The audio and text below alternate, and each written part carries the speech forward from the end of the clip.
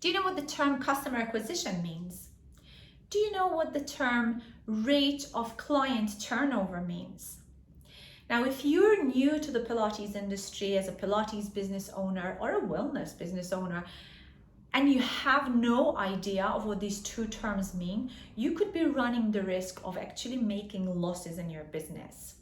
If you want to find out how to run a successful Pilates and wellness business that's going to help you build ambassadors for your business, it's going to help you build those customers that want to keep coming back to you, then hang on, stay tight and watch this video till the very end, because it's going to show you some very, very important topics.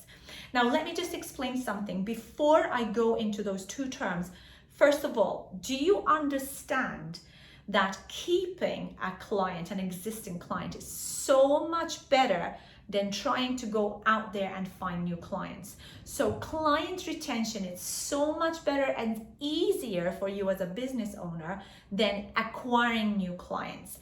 If you have no idea of how to retain your existing clients, or you need further tips on how to improve that, then please watch this video. It's going to really help you set out some skills, set out some strategies to be able to keep those clients, maintain those people, and keep adding value so that they keep coming back and they keep producing more business for your studio. Now, if you are excited about this video, please hit the like and subscribe, and don't forget to ring the bell, to hit the bell so that you get notified every time I upload a video online. Now, coming back to this video, if you don't know me, if we've never met before, my name is Anita Horry. I am founder of Anita Horry Academy, a teacher training school for Pilates teachers, and I'm also a business mentor and coach for Pilates teachers and wellness service providers to help them build the business of their dreams. Now, how do I do this? I do this because prior to being a Pilates teacher and a Pilates business owner, I was a certified accountant, and I've also owned a number of businesses, and I've been able to run through the different important departments in every single business. Things like marketing, things like sales, customer service. So as a business owner, as a prior business owner, I had a good idea, and I've continued to learn and to study to improve myself and to improve the service that I give to my clients. This has helped me to build a thriving Pilates studio. I've had multiple Pilates studios over the past 15 years, and I'm now in a position where I'm able to share my experience, my expertise to newer teachers, to those who are just starting out in the industry. And I'm going to really make sure that I cut straight to the chase so that you guys don't make the same mistakes that I have and perhaps many other business Pilates owners have. So let's go straight to this. Let's go straight to the customer acquisition and customer retention. So customer acquisition, what does customer acquisition mean? Customer acquisition is the process whereby you invest in finance, in money or time to be able to gain new clients. So that could include a number of things. So let me just gonna write it down in my made up flipboard, by the way. So I hope you'll be able to read it there. So I'm gonna go through the cost of customer, just gonna write it down, acquisition. And that's the cost element of it. So it includes all your marketing costs. So there's your marketing cost, that's number one, marketing. And marketing would include any kind of brochures that you print, any kind of advertising that you do. So I'm just going to put here advertising too. Any advertising you do perhaps in magazines or in your local area, or any kind of sponsorship that you give to other businesses or maybe charitable organizations. Maybe you're running a charitable event. Now let's have a talk about this. Running a charitable event for your local community, and you are allocating 2 hours of your time. Your time is also included in this customer acquisition cost. So your time is going here as well. I'll go through that in a second to explain how that's calculated. Your time goes through that as part of your marketing and advertising.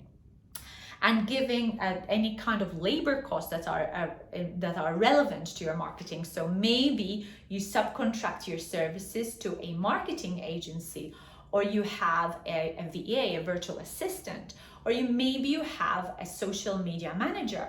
All that is going to come to your customer acquisition cost. So if let's put here labor cost. So as I said, things like subcontracted work as well.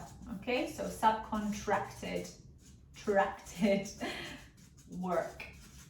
Okay, so you could have employees, or you could have other people that you pay monthly. You pay them a monthly fee so that they'll be able to help you to create a social media strategy.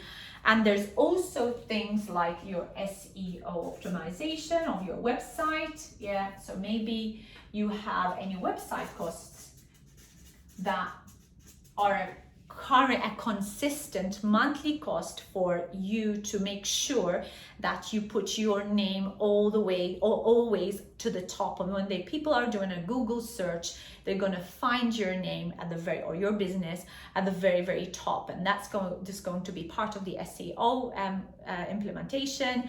And that's going to be part of your cost as a marketing cost. So let me go back. So the marketing, advertising, the labor costs, the SEO websites, these are other people. You're actually paying other people, and maybe you put adverts in for your business to be shown in local magazines, as I mentioned earlier. Now, let's go back to your time. Because let's, for example, you say, okay, I'm just starting out in my business. I'm really trying to save costs. I don't want to be paying anybody to do this. And I want to start creating a little blog on my website. And every week you run blogs for your website. You put them on your website, and then you link that to your social media, and you start putting it out on social media. It doesn't even need to be a blog. Say it's even just a social media post. Maybe you just want to be advertising something like Pilates for tennis players, and you want to take photos of your clients working out, or maybe you want to take photos of yourself working out, although I have reservations about that, and I'll put that on a different video. I don't have enough time to put all that into this video today. But say you're taking the photos, okay? Say you're then going to research a little bit more about how Pilates can help tennis players, and say how you are going to go through the benefits of Pilates. You want to get all the content right. You want to go through the research. You want to put scientific evidence to make sure that whatever you're putting out there is actually concrete. And then you want to proof it, and maybe you'll ask somebody else to proofread it for you. Just putting everything together. Maybe you want to do a design, and you have a design package or program on your website, on your computer, and you want to make sure that everything looks nice and dandy, and before you post it out either into your website or to your social media accounts. Brilliant, great. Even if you do all this stuff on your phone, you are wasting time, or rather saying, taking up your time, okay? So your time is valuable. If you're not doing that, what do you think you should be doing? You should be teaching, right? So consider your hourly fee. Say, for example, your standard rate is $50. And if you're not teaching, you're doing this, or if you're not doing this, rather, you're teaching, in which case you're losing $50 in that hour that you are supposed to be teaching, but instead you're going to be working on your marketing, on your advertising. So let's put this down into paper. So if you've spent, say for example, you've spent 10 hours in a month, 10 hours in a month to come up with all these social media posts. So 10 hours in the month times $50. I'm going to take a standard rate. So that's going to cost you $500 a month. That's just your work. Now you shouldn't include your charge out rate as a loss, because that's something that perhaps if you paid somebody $300 in that month to do all your social media posts, that's going to be an even better rate for you. So you obviously, it's a no-brainer for you to understand that you should have subcontracted somebody else out to do the job. So your standard rate is $50 an hour, and you've done 10 hours in the month in your social media and social media posts. So that's cost you in lost sales $500. So let's say, for example, you've done that, but then you're paying somebody else to do your SEO, and maybe you're doing some other advertising, maybe you're doing articles in magazines or whatever, and you're going to spend another, say for example, another $100 a month. So that's a total of $600, $600 a month in your acquisition. So this is what it is. This is customer acquisition cost. The customer acquisition it's going to cost you $600 to get any clients in your business, any clients.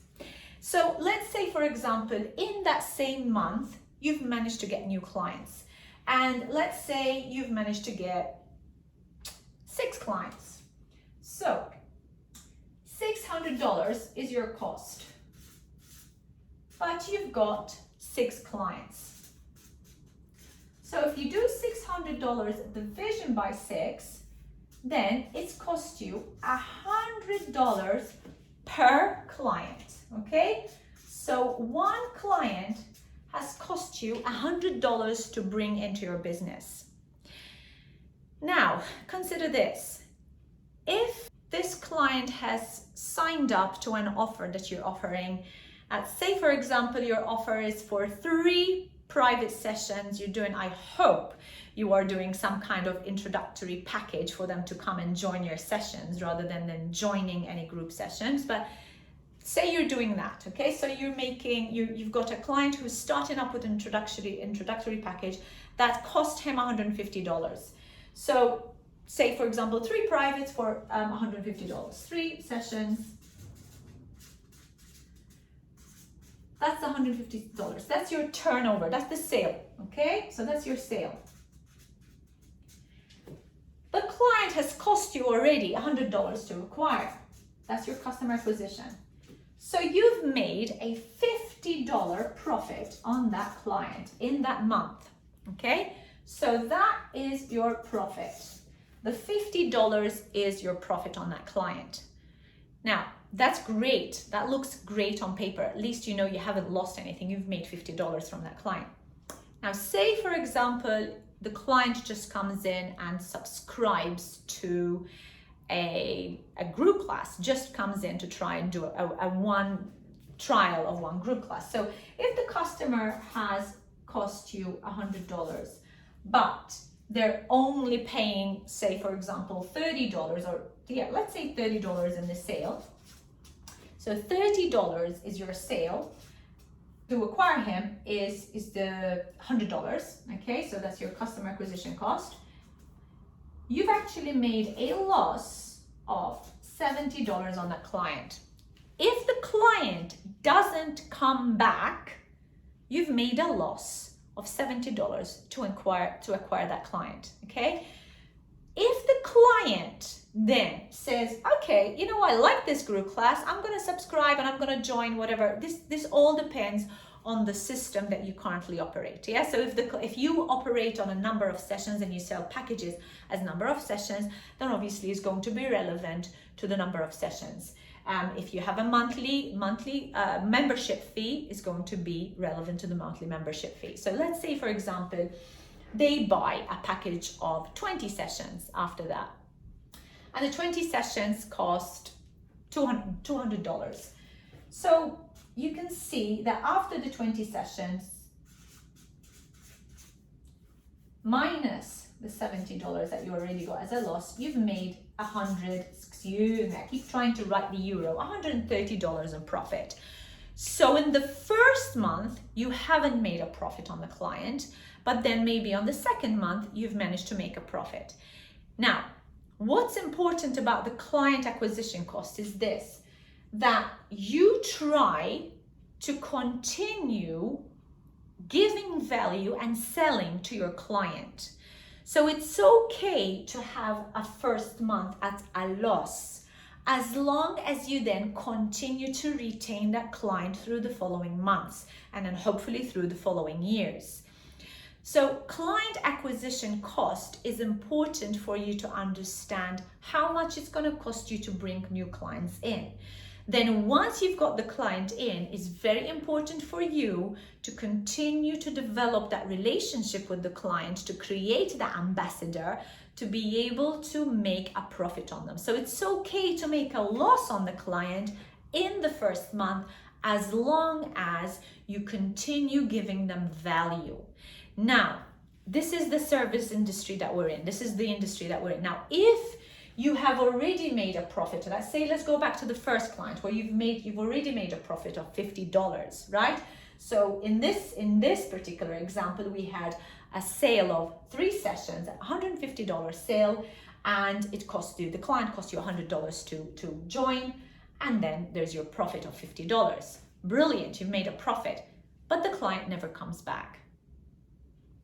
If the client never comes back, then you've made only a profit of $50 over that client.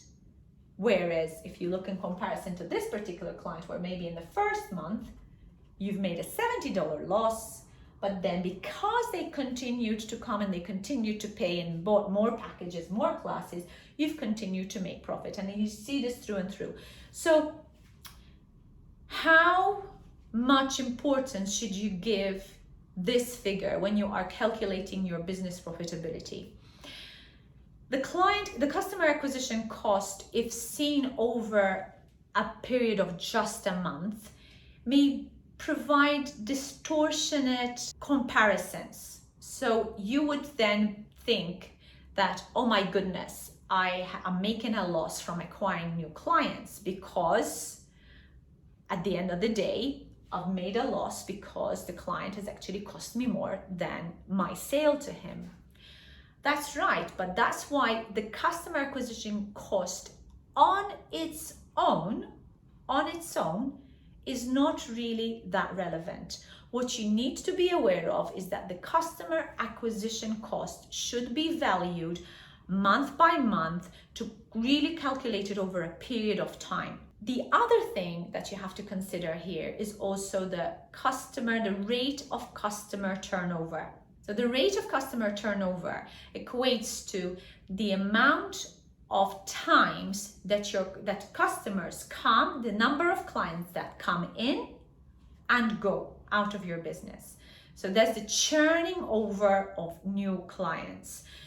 The ideal situation is that when you're running your business, the rate of customer turnover is very low. Okay, so the lower the rate of customer turnover is, the better. So say, for example, in this case, you've acquired 6 new clients, okay? And maybe say even if you made a loss on these 6 new clients in the very first month, but if these 6 new clients stuck with you for a whole year, then your rate of customer turnover, and you didn't lose any other clients from the previous year, then the rate of customer turnover is going to be lower.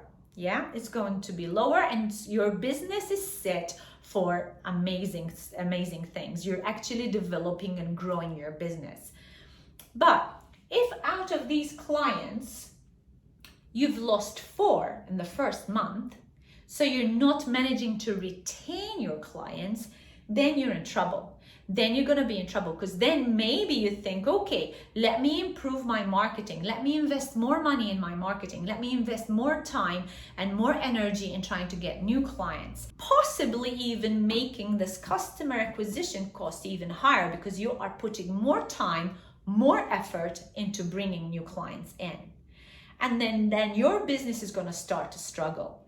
So it's maybe seen as a no-brainer. Maybe you think I don't need to understand math. I don't need to understand cost to be able to identify that if a customer leaves, I know I need to get a new client.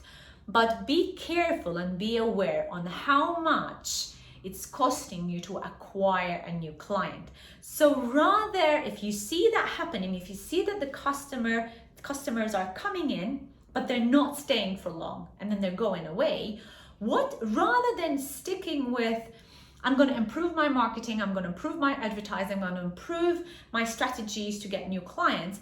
Rather than taking that direction, why don't you look at what you're doing while they're working out with you, while they're taking your sessions? Or I'm not necessarily saying you as an individual, but if you're the only teacher, business owner, perhaps then it would be your current service. Maybe there's something that's not ringing with these clients and it's not happening, it's not working out for them, in which case you need to look at your customer retention strategies. Then look at how you should keep these clients. Before you go out there and start looking for new clients, look at how you should be keeping these clients to improve your services to the clients. Now, I hope that this makes sense to you. So the customer acquisition is important, and it's important for you to understand whether you're actually making any profit in getting these new clients in. And it's also important to understand that you need to include your cost, your own time, in getting these new clients in. Many businesses, many business owners have no idea, and they get very surprised when they actually come to calculate the customer acquisition cost. They figure out that it's actually much higher than they think. And then instead of looking after their current clients and trying to add more value to their current clients, they invest more money in trying to get more clients, to get new clients. So the point of this whole video is understand these figures. Absolutely understand these figures, and understand that the most important thing for you to do here is to look after your current clients. That's your customer retention. But then if you want to invest in customer acquisition and you want to invest in new clients, then you need to figure out how much all these things are costing you, and you need to figure out what's the best way and the most efficient way for you to gain new clients. I hope this video has been very helpful, and I hope you found it of some use.